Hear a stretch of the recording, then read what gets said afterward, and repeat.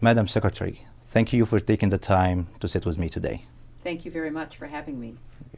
More than 6,500. That's the number of questions we received in only 2 days from Egyptian people through Facebook, Twitter, Masrawi.com. Another reminder of the power of the internet. Yes. So many questions, actually thousands of questions, and so little time. So let's start with the first question. Thank you. Our first question was tweeted by Ahmed. She is a 25-year-old Egyptian woman. She asks, what is the purpose of this dialogue, actually this social media dialogue with the Egyptian youth? And after you communicate with us to better understand what we are looking for, do you think that this interaction will help change the American policies toward Egypt? Well, first, let me thank her and the more than 6,500 other Egyptians who have sent questions, the vast majority of whom are young people using social media, as you just described. The purpose of this is to communicate directly, to hear from thousands of Egyptians about what is on your minds, what you are hoping to have happen now that this incredibly inspiring, extraordinary moment in history has occurred. And the United States supports the aspirations of the Egyptian people. I have said that many times in the past. Late last year, I gave a speech in Doha where I said that the governments in the region were not listening to young people. So I want to do that, and I hope that leaders will do more of what we are doing today. Listen to your people directly. That doesn't mean we will always agree. I don't know any two people who agree on everything, let alone governments and people or between nations. But listen, and then let's try to figure out how we can realize the hopes and dreams that were expressed in Tahrir Square and that are so important for Egypt, such a great country that now has a chance to demonstrate what it means to be a democracy and to move forward into a better future. That's great, because we have a lot of questions to listen to. Our next two back-to-back Arabic video questions on the subject of foreign policy. Muhammad and Mahmoud ask about the American stand on the Egyptian revolution in their video submission. First, we'll see Muhammad's video question. Good. Does America really support democracy? If yes, indeed, why was the U.S. late in its support for the Egyptian revolution? ولو كانت فعلا بتدعم الديمقراطيه ليه التاخر اللي احنا شفناه في دعم القضيه المصريه وفي دعم الثوره المصريه الفتره الاخيره؟ Another questions came from Tahrir Square from Mahmoud. Let's see what Mahmoud has to ask. أنا محمود المجاوري طالب في كلية حقوق اتحاد طلاب كلية حقوق. The attitude of the U.S. during the Egyptian revolution was to support the Egyptian regime first. Then, when the revolution turned successful, the U.S. switched sides and supported the Egyptian youth and the youth revolution. And the U.S. said, we learn from Egyptian youth. Why was there such a delay? Well, first, to the two young men, thank you for your questions. And let me say that I would respectfully suggest that the United States supported the aspirations of the Egyptian people. And what we hoped for is what happened.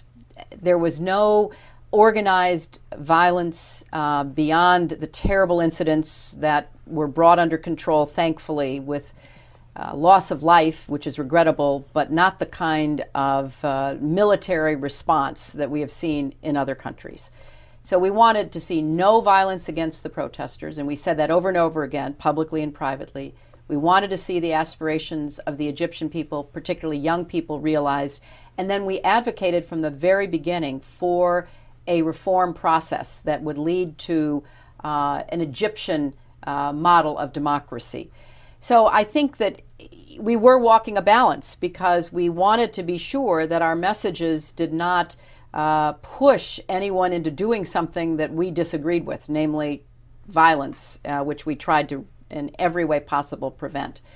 So we support democracy in Egypt, but we're also aware, having been our own democracy for now more than 220 years, that it takes real effort to implement a democracy that is sustainable. And we are now working to try to promote that, reaching out to people who we think can play an important role going forward.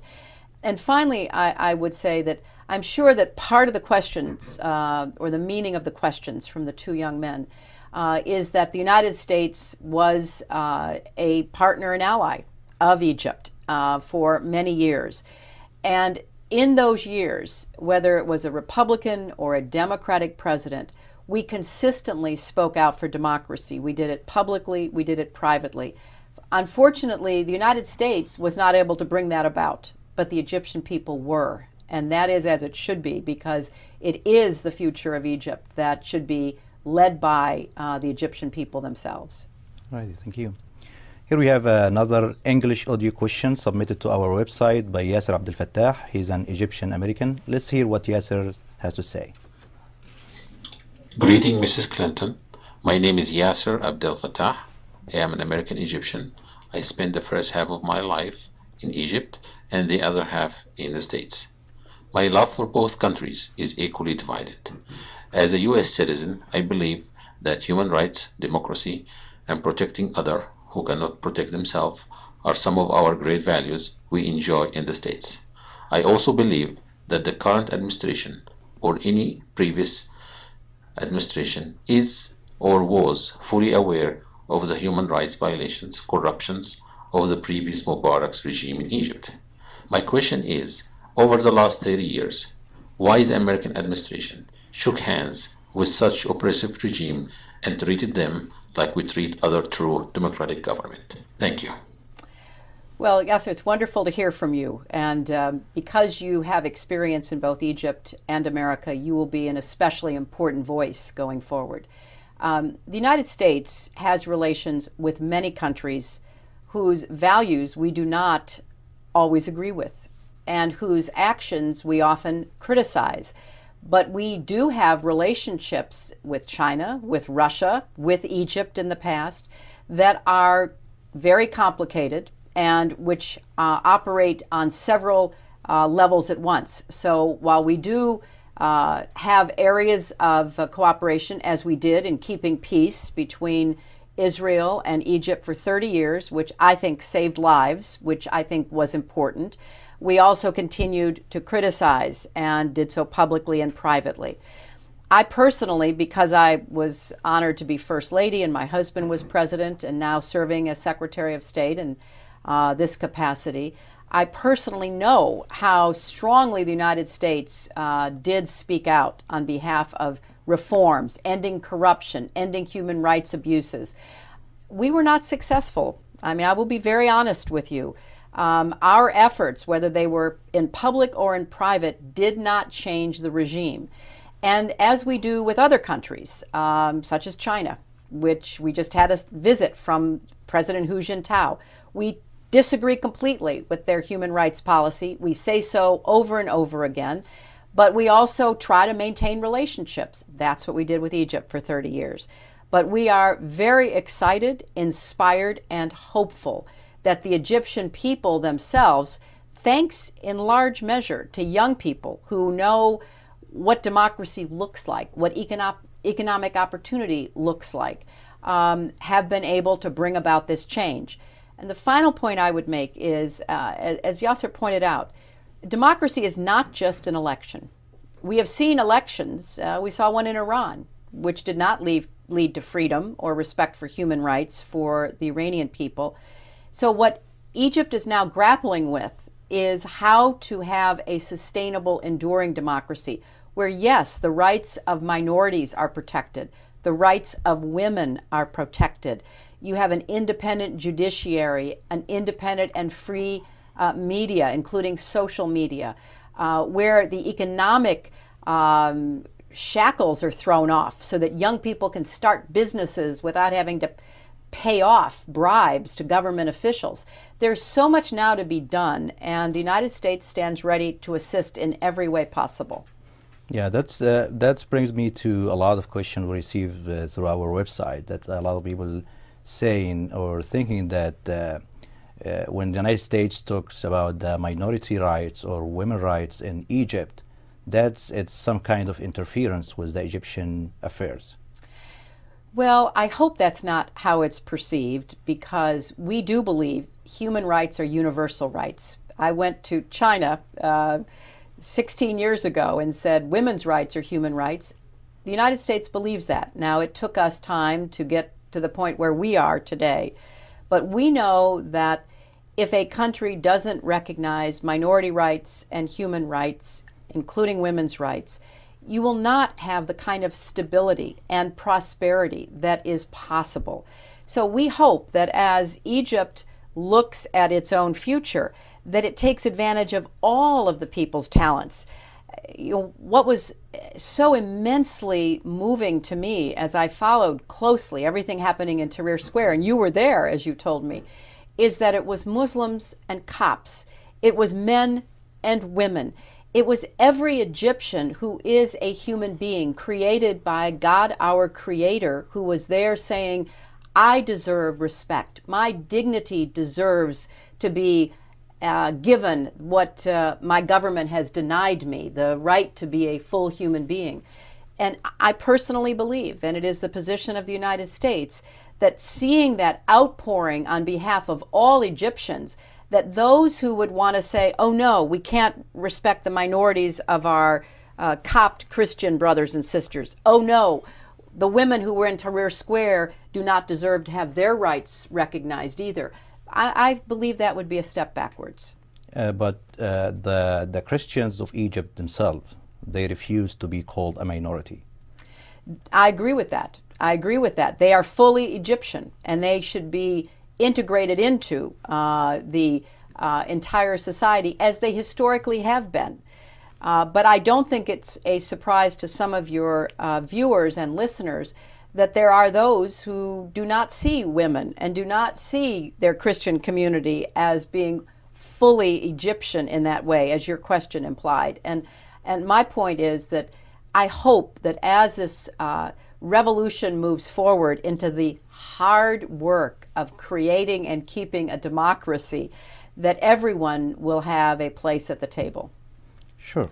You were mentioning a few minutes ago the effort that made by the United States to advance the democracy in Egypt, which brings me to a question posted on Facebook by Abdulaziz. He's a 17-year-old male from Cairo, Egypt.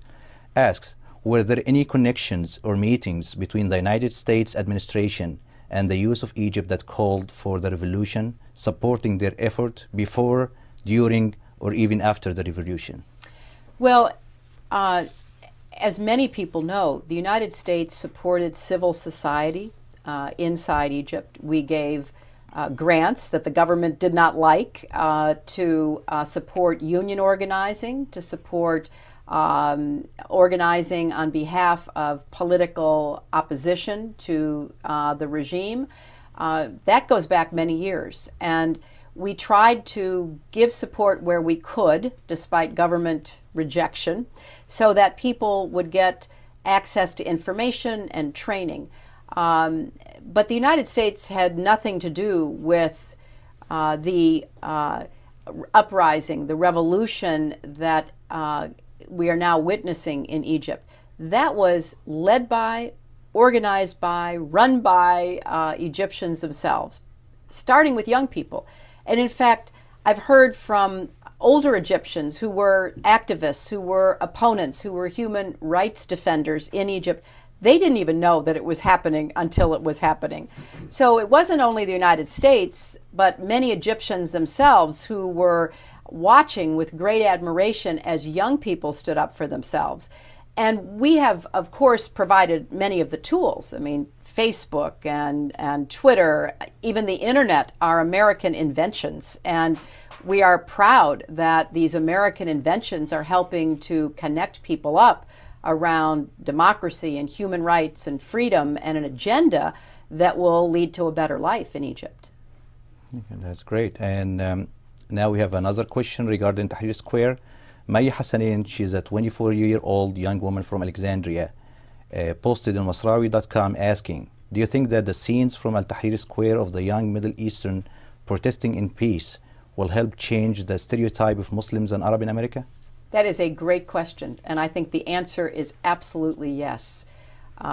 We all live with stereotypes, and I admit and accept that many Americans have stereotypes of Egyptians or of Muslims. And I believe that many Egyptians and Muslims have stereotypes about the United States. I mean, one of the reasons President Obama went to Cairo to deliver his very important historic speech in June of 2009 is that he wanted to speak directly to Muslims everywhere, and he wanted to do it in the capital of the most important Arab nation, and he wanted to send a message to the Mubarak government all at the same time. So yes, I do think that the fact that the demonstrations in Tahrir Square were well organized, they were peaceful, they had everyone basically promoting the outcome, which we have now celebrated, sends a very positive message. It also repudiates the message of extremists like Al-Qaeda. You know, Al-Qaeda's position is there is no such thing as peaceful protest. There is no such thing as democracy. Well, I hope they were watching on television as Egyptian young people proved them wrong on both of those points. Okay, do you think there is also a political stereotypes from the American officials to the Middle Eastern in general?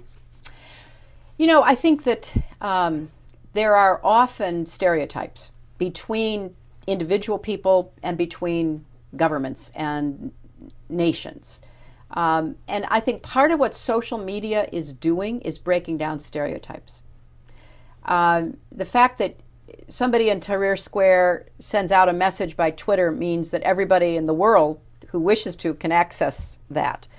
And all of a sudden people are saying, boy, I can connect with that young man or that young woman. You know, I'm reading from a tweet in Tahrir Square. I'm looking at a Facebook page from a young Egyptian university graduate who is saying he wants a good job because he's worked hard all of his life and he wants to get ahead in his country.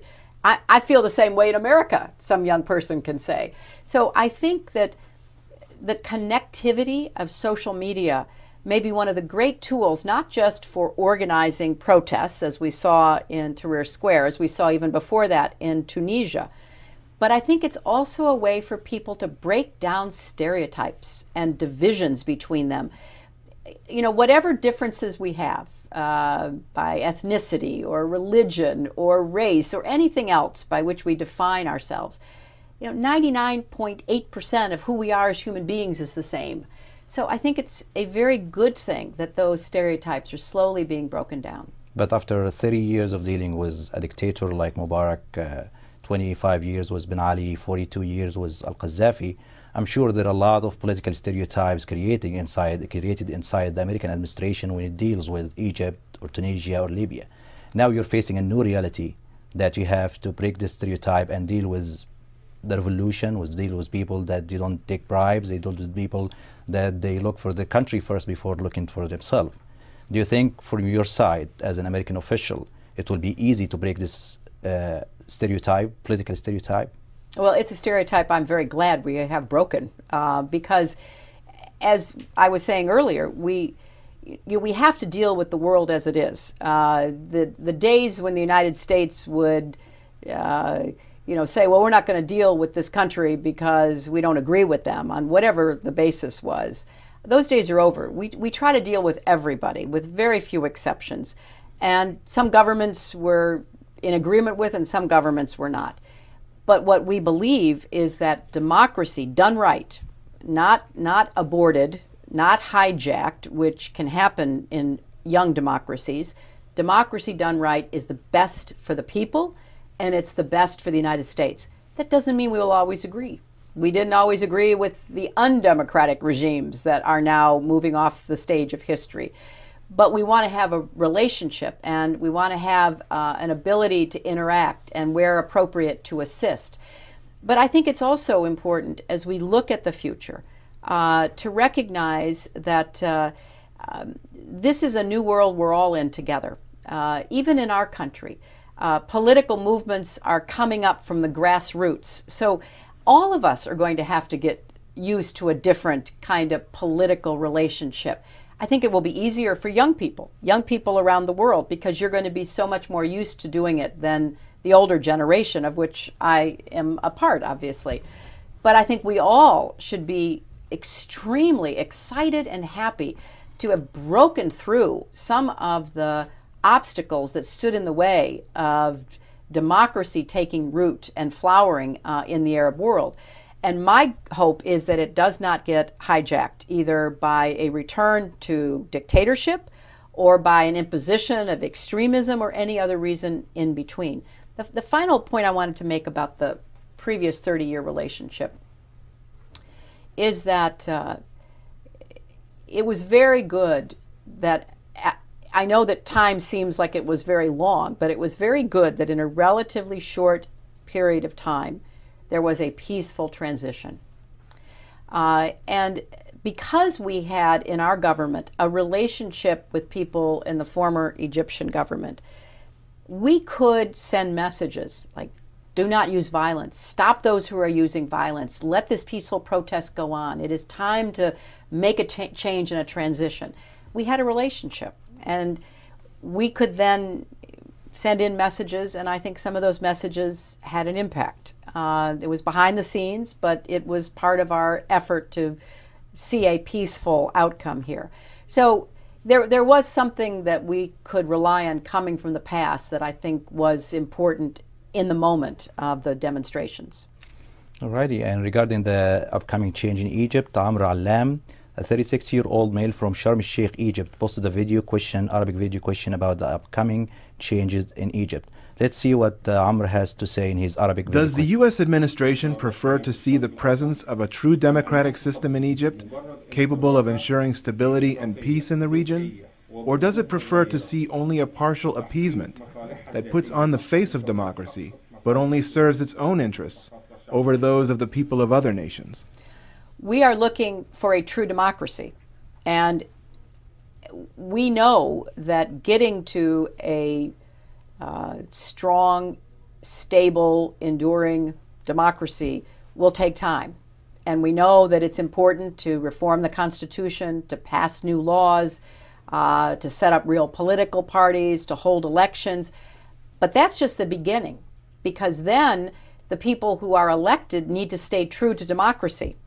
And very often in new democracies, there become points where those who have been elected say, well, I know everything, and my way is the right way. And all of a sudden you see the democracy being taken away.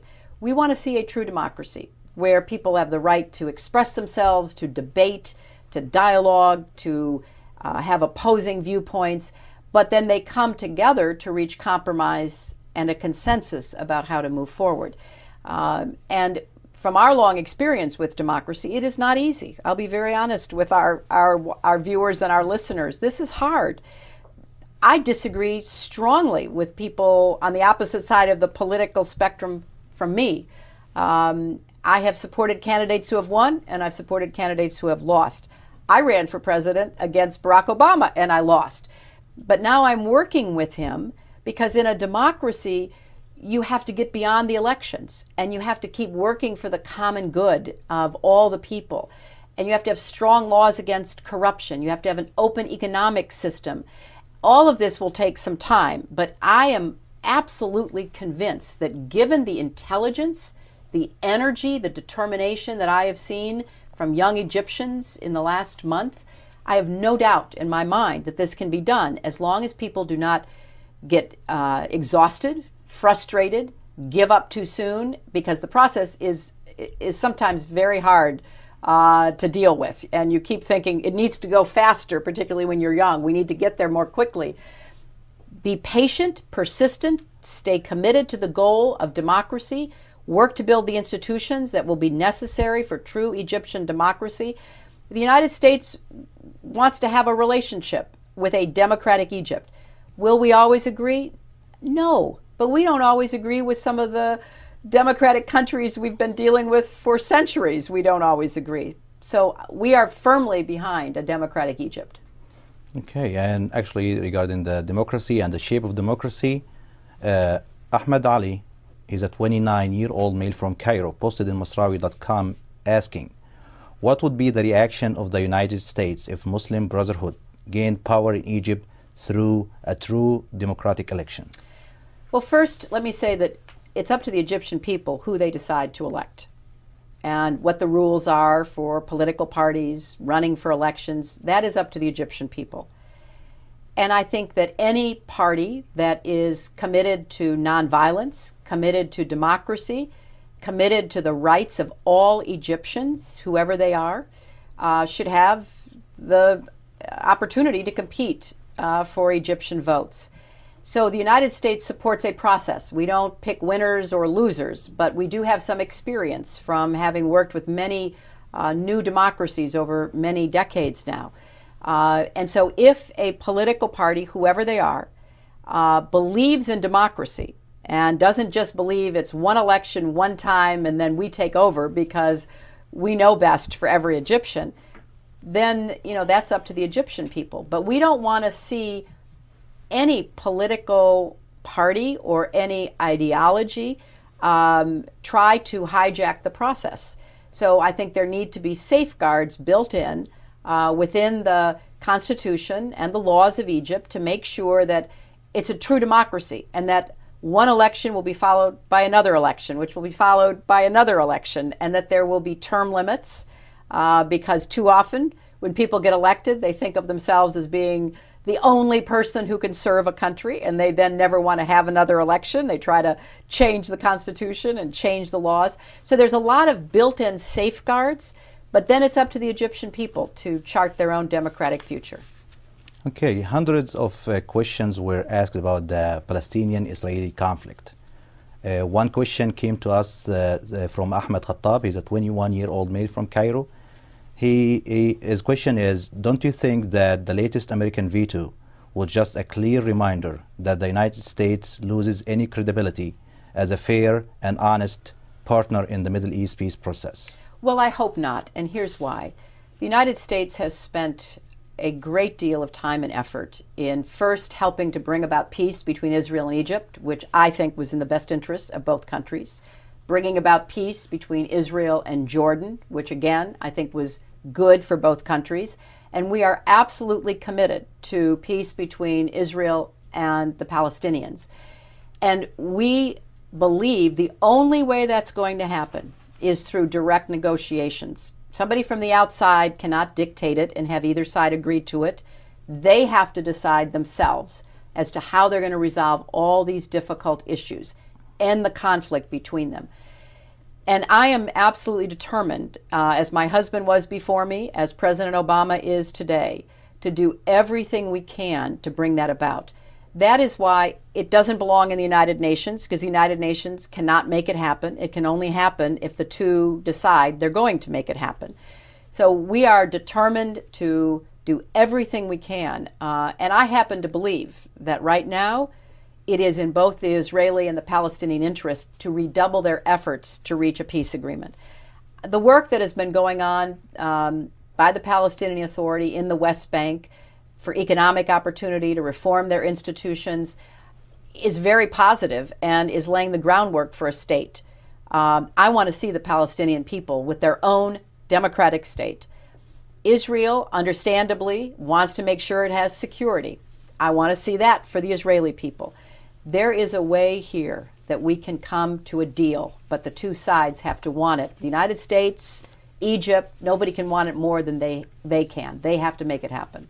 Okay, our final question, if you can send one message to the Egyptian youth, what it would be? Well, first, that I am very proud of what Egyptian young people have done. You have set such an extraordinary example of nonviolent, peaceful protest. We have a history of that in our own country. That's how African Americans got the right to vote, because of Dr. Martin Luther King and what we believed in. We saw it in India, which became the world's largest democracy because of Gandhi and nonviolence. I have always believed that nonviolent protest, well organized and disciplined, as I saw in Egypt, will bring down dictators, will change laws, will change the future. So I begin with an expression of great pride in what I've seen in the young people of Egypt. I would follow that by saying that I hope you will stay engaged and involved.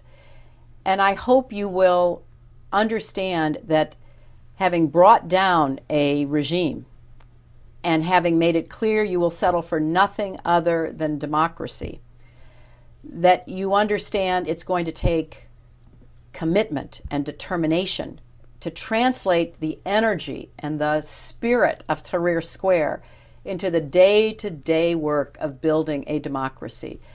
And your country needs you. Your country needs you more than ever. And we will stand with you. We want to be your partners. We are inspired by you, and we believe in you.